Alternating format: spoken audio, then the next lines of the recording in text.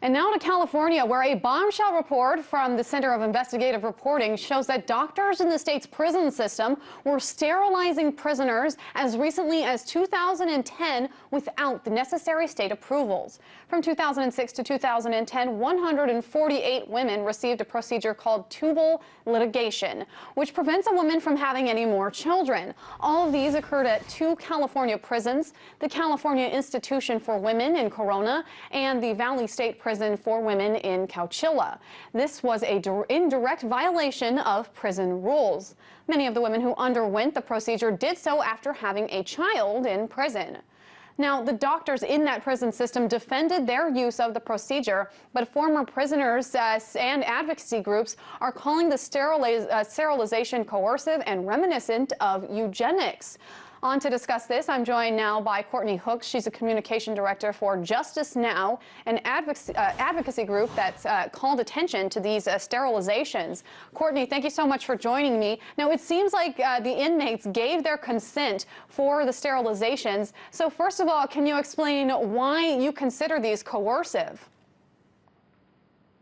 Yes, certainly. So since 2000, people in California women's prisons have collaborated with our organization, Justice Now, to document and end the many ways that racially disparate imprisonment practices deny the basic human rights of family and grant the state the ultimate control and power over poor communities and communities of color, the power to control whether or not we can exist. So our findings after partnering with people inside California women's prisons on participatory research evidence a eugenic pattern of policy and practice with a devastating a devastating impact on the reproductive health of our communities and the people inside California women's prisons.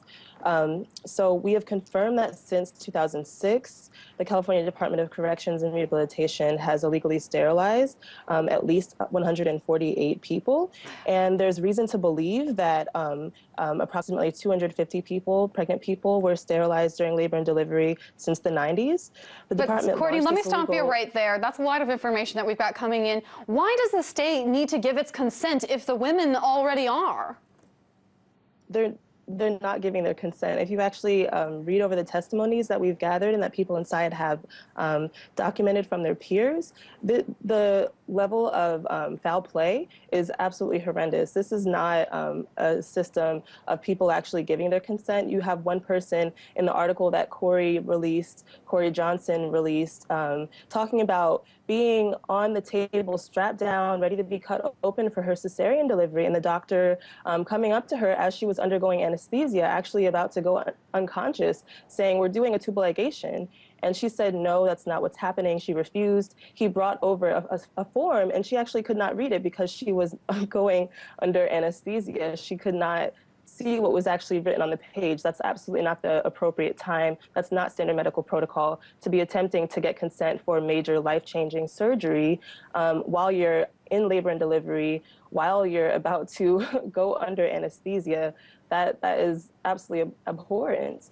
Absolutely. So now, one doctor said that any inmate expressing remorse for having this procedure is trying to get a handout from the state. What is your response to that?